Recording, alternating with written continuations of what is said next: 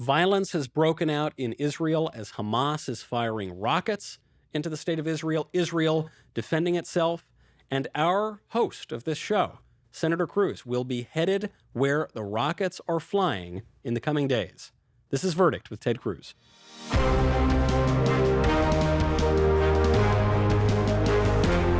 Welcome back to Verdict with Ted Cruz. Senator, I'm very glad that we are doing this episode from our very comfy studio here in Washington, D.C., and that we're not doing it under rocket fire in Israel. But you madman, are headed right into where the violence is. So Michael, you're saying you're not going to come with me and do a podcast on location alongside the Gaza Strip in a bomb shelter? You know, I've gotten sick of Zoom over the last year. This will be an instance. I think I'd prefer Zoom. I think Skype, further distance would be great. All right, you can Zoom in from Beirut. Oh, great, wonderful. The far more peaceful, yes. You are headed there. I am. Into a conflict that I think we can say without exaggeration is the most complex conflict on planet Earth. I think a great many conservatives, even, certainly the leftists, but even a great many conservatives don't really know what exactly is at play here, what exactly the two sides stand for, or why there seems to be perpetual violence. And I, to some degree, would count myself in that category. So, Senator, if you wouldn't mind, please explain it. Well, Israel is surrounded by nations that, for most of the existence of the modern state of Israel, have wanted to drive it into the sea, have wanted to destroy it. If you look at Israel, the only reason Israel exists today is that it is militarily able to defeat its neighbors. There's been a whole history of Middle East wars where Arab nations joined together, attacked Israel. Every time they do it, they lose. And in fact, Israel gains territory. That strength has been critical to Israel's existence. If you look at what's happening with Hamas terrorists, these are terrorists in Israel that do not believe Israel has a right to exist, that they do not want there to be a Jewish state on the face of the earth. They want to obliterate it. And they engage in deliberate, repeated acts of violence. Terrorism, they target individuals, they target civilians, they target women and children. Whether it is suicide vests and blowing up cafes or discotheques or malls, but they also use rockets. They use typically low-tech rockets that are fired into Israel over and over and over again, seeking to cause mayhem. And they're doing a couple of things. One, they want to destabilize Israel. They want to create fear. And I'll tell you, I've been to Israel many times. I've been along the Gaza Strip where the folks there are used to, having a siren go off and having to run to a bomb shelter because in 10, 20, 30 seconds, a rocket could explode and kill you. Right.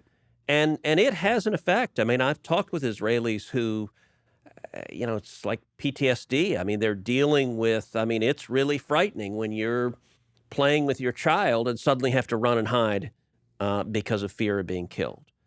But another reason Hamas does this is they count on the media to be their propagandists. They know that Israel will have to respond, that if you start, imagine how people would react in Washington, D.C. if suddenly folks in Maryland began firing rockets into D.C. Like you would respond, and you would respond with military force. Inevitably, Israel responds and goes after the terrorists, and the press predictably takes the side of the terrorists and paints Israel as the bad guys. Now, I think also for people who are unclear of what Hamas is, it's confusing because they're terrorists in that they target civilians to achieve political ends. It's a very basic definition of terrorism. But they're also sort of the government elected by the Palestinian Arabs, even though Palestine is not a nation, but there were elections in 2005, and the people there who participated elected this terrorist group to represent them.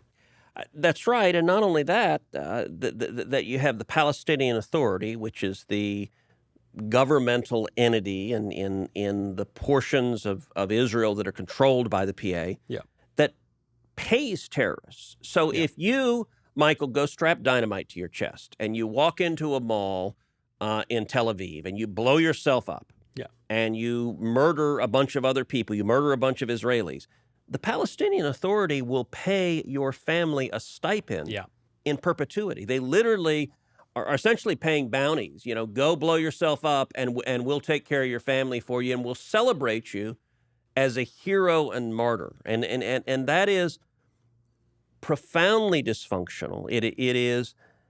But the media and the Democrats play this game of moral relativism. Well, they say, well, both sides are doing wrong. No, yet, years ago, the first time I visited Israel was in 2012, so 9 years ago.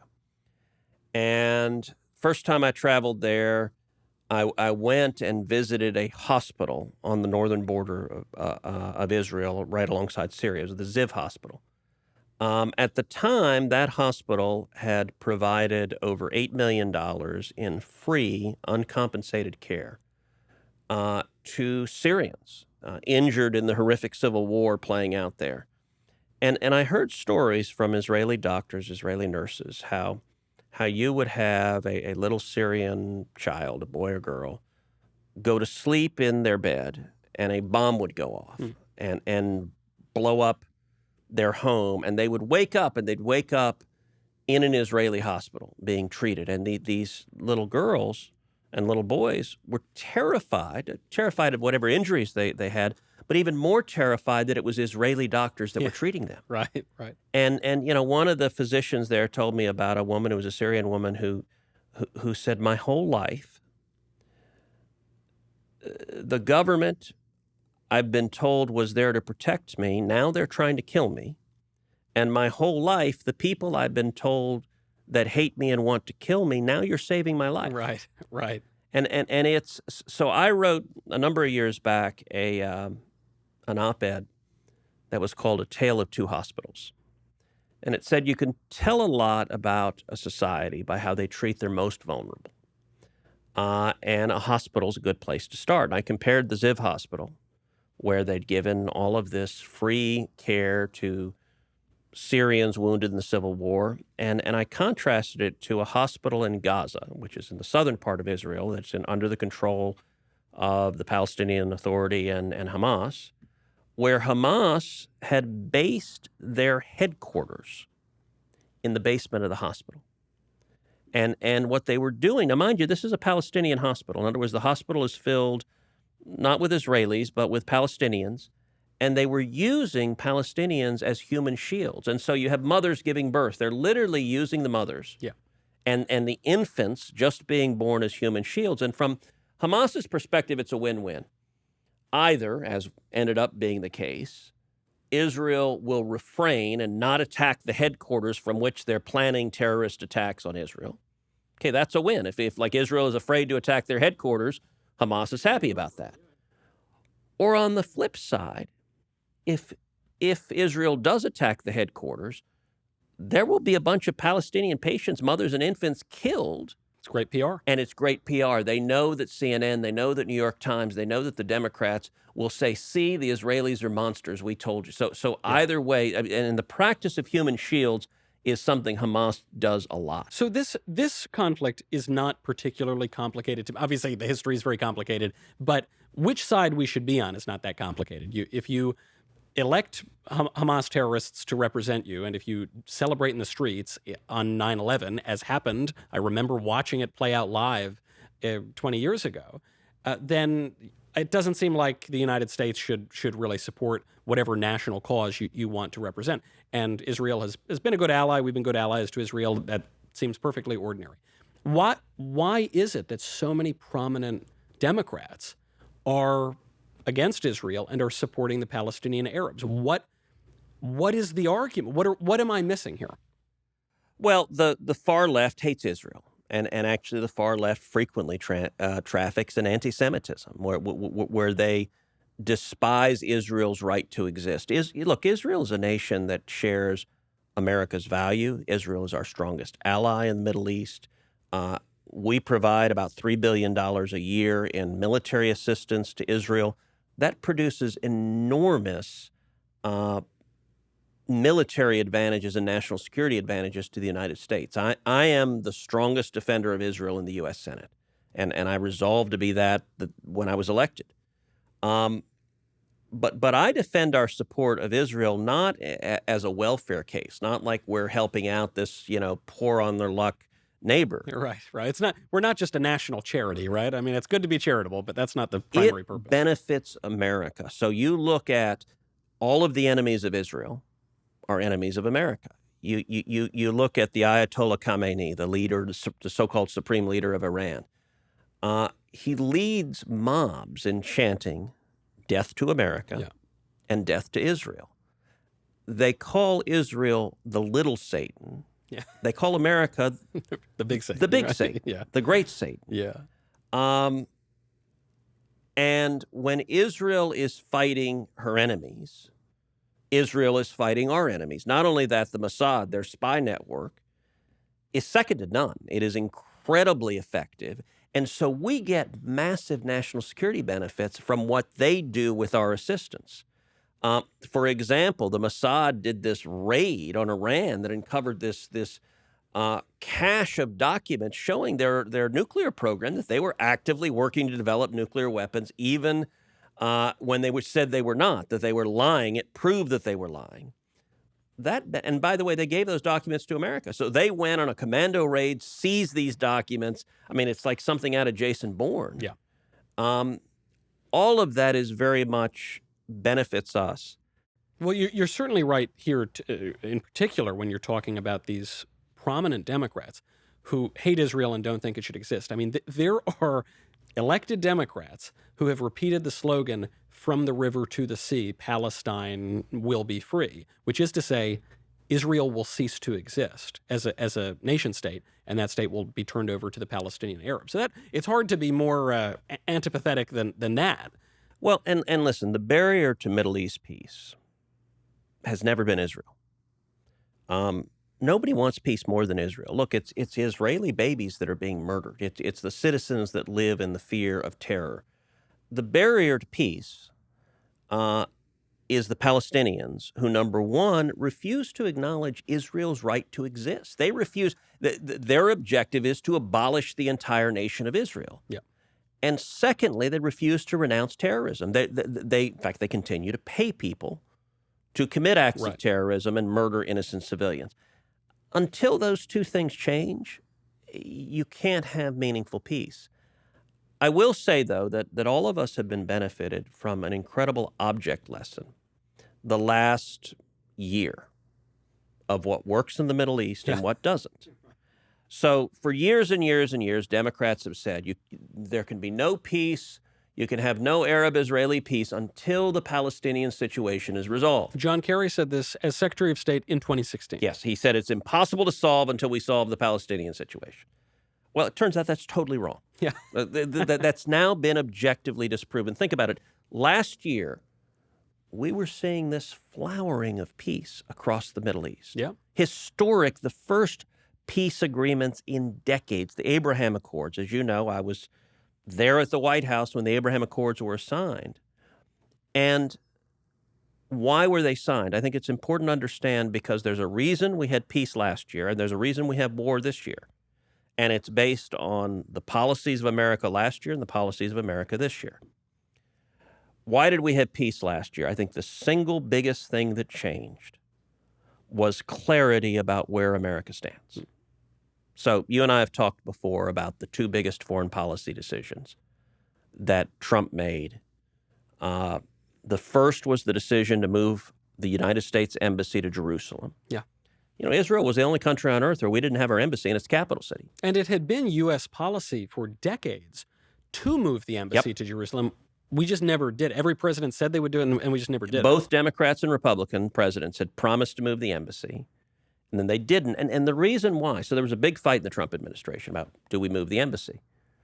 Both the Secretary of State, Rex Tillerson, and the Secretary of Defense, Jim Mattis, both of them vigorously argued against moving the embassy. They said if we move the embassy, the enemies of Israel will be enraged. They will attack. It will cause violence. There will be violence in the streets, they said.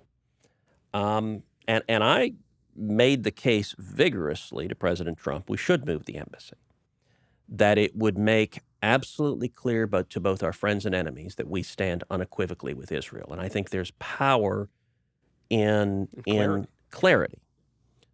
Trump agreed with me, moved the embassy, and I was there the day the embassy opened up just over 3 years ago.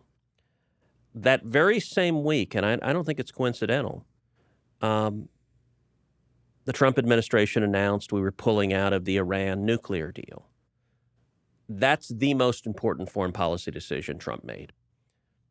Same dynamics, both state and defense opposed pulling out of the deal. I made the case repeatedly to the president in the Oval Office we needed to pull out of the deal. And again, he agreed with me, and he overruled his own State Department, his own Defense Department. Those two decisions are what produced the Abraham Accords. And I'll tell you why. So when the Abraham Accords were being signed, I spoke with the foreign ministers and the ambassadors of both the UAE and Bahrain. Both of them said the same thing. They said, it is now clear to us that America stands unequivocally with Israel. We want to be friends with America, so we'll be friends with Israel. Yeah. It was that Right. clarity. And notice, there was no resolution to the Palestinian situation. It was simply they were making a decision. Being friends with America is a big damn deal. And so we'll suck it up and make peace with Israel. Now, fast forward to Biden. What does Biden do? From day one, begins undermining Israel, begins undermining Netanyahu. By the way, Prime Minister Netanyahu, Joe Biden and the Democrats hate him. Yeah, oh yeah. They hate him. They loathe him. Didn't Obama try to oust him? Yes, the Obama, they sent their political operatives to Israel to help run the campaign of his opponents. I mean, they despise him because he's strong and unequivocal. And to be honest, Netanyahu is more pro-America than the Democrats are. Yeah. They despise Netanyahu. They began sending, Biden has sent over $100 million to the Palestinian Authority. So why did the money stop?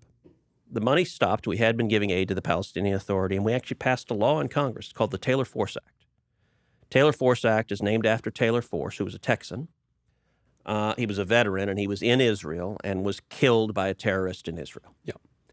And the Taylor Force Act said, we're not going to send U.S. taxpayer money to any governmental entity that pays terrorists. Kills our people, yeah. But like if you're cutting checks, and by the way, it's a major budgetary line item for the PA, funding the families of the martyrs, funding the families of the terrorists who committed acts of murder.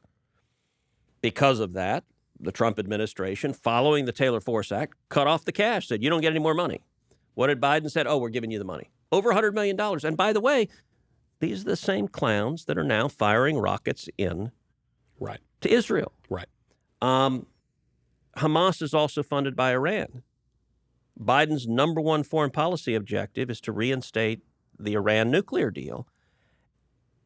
And, you know, the funny thing is when you undermine our ally and when you praise the terrorist and you say you give them money and you say you're going to give them more money, suddenly they start engaging in more acts of terrorism and firing rockets. And they know that the press and the Democrats will side with the terrorists. And we're seeing that, especially from the squad. Yeah.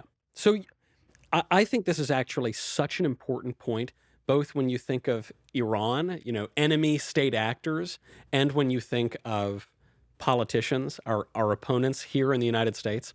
You can judge a man by his enemies. And so when I'm trying to think of this issue, which is so complex, and I look and I see the squad, AOC, Bernie Sanders, Barack Obama, all these radical politicians that I think are wrong about everything. When I see that they uniformly are against Israel, and then I look at the people who are supporting Israel, and in the United States, but state actors as well. To me, I think, okay, if I don't know anything else about this conflict, it is likely that I am going to come out on the side of Israel here. Just look at where the people are lining up. I think you're right, and it's worth noting that the politics on this has changed a lot. So for a long time in Washington, there's been a bipartisan consensus in support of Israel. Yeah. AIPAC is Political Action Committee, that works to encourage American-Israeli cooperation and support. It's assiduously bipartisan. And I actually agree with the principle that we should have as much bipartisan cooperation when it comes to standing with Israel as possible. Israel wants to continue to exist, whether it's Democrats in office or whether it's Republicans in office. That changed very significantly during the Iran deal. So the second term of Obama, they're negotiating the Iran deal. Netanyahu said, and I agree with him, that the Iran deal was an existential threat to Israel, literally going to the very existence of Israel, that a nuclear Iran, the odds are unacceptably high that the Ayatollah would use nuclear weapons on Israel. That's how much they despise the Jews. You know, the head of Iran's nuclear program, who, by the way, has since met his maker, and many say at the hands of the Mossad. That has not been confirmed, but it is. I can't imagine. No, it's hard to believe. He had written into his last will and testament that he wanted written on his tombstone the following: "Here lies a man who sought the annihilation of Israel." Now think for a second just how much hatred you have to want. That's all you want to be remembered for is I sought to annihilate them. That's what a lot of people don't get is these people want to kill every Jew in Israel. And when you're dealing with bullies, when you're dealing with tyrants, weakness doesn't work. But this very point raises an objection that the leftist media and politicians bring up, which is, look, sure, Hamas is firing at the civilians, and that's bad. Yeah, they probably shouldn't do that. But they're firing these dinky little rockets, and the response from Israel has been disproportionate because they have better funding and they've got better weapons. And so it's unjust for Israel to respond in a stronger way than the way in which they've been attacked.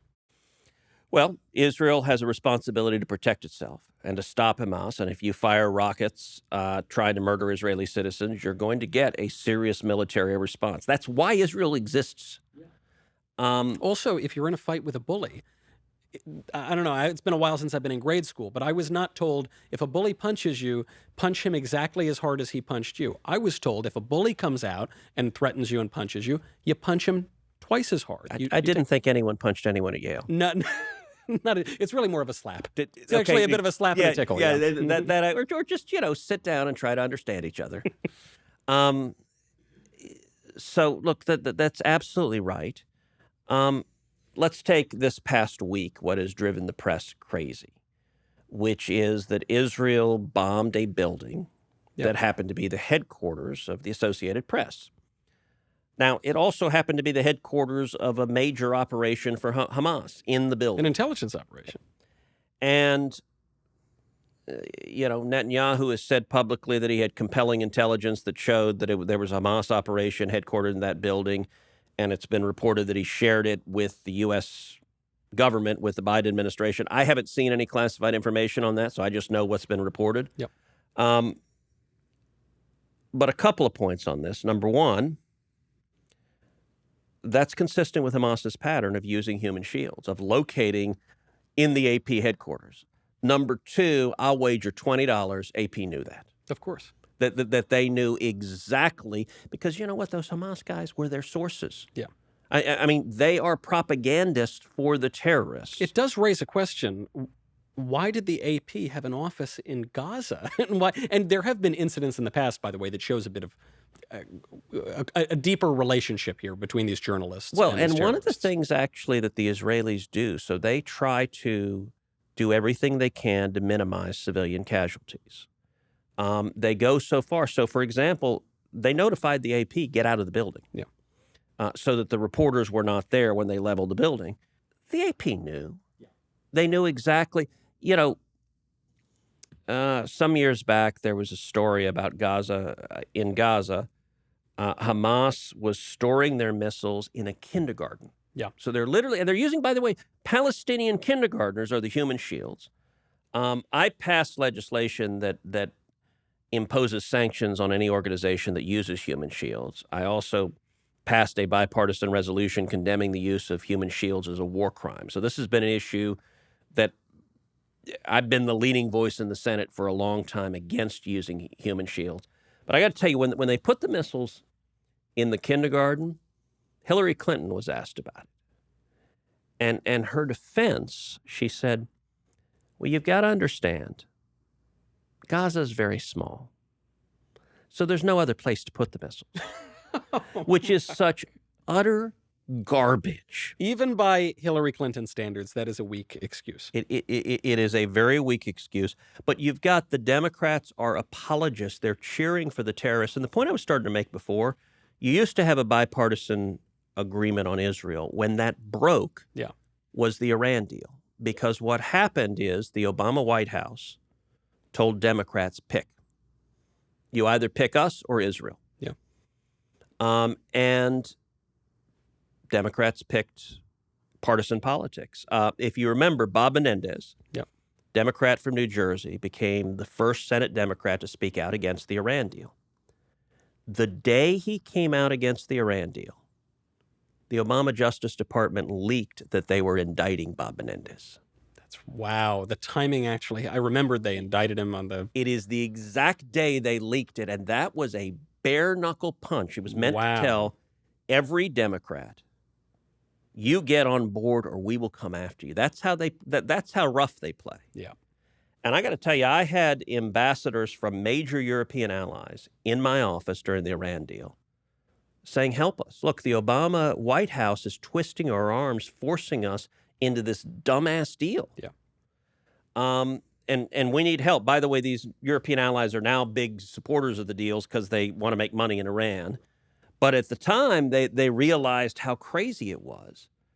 And AIPAC, look, I've done a lot of work with AIPAC. I got to say, AIPAC found its credibility very badly damaged because it set its number one objective as, we've got to stop this deal.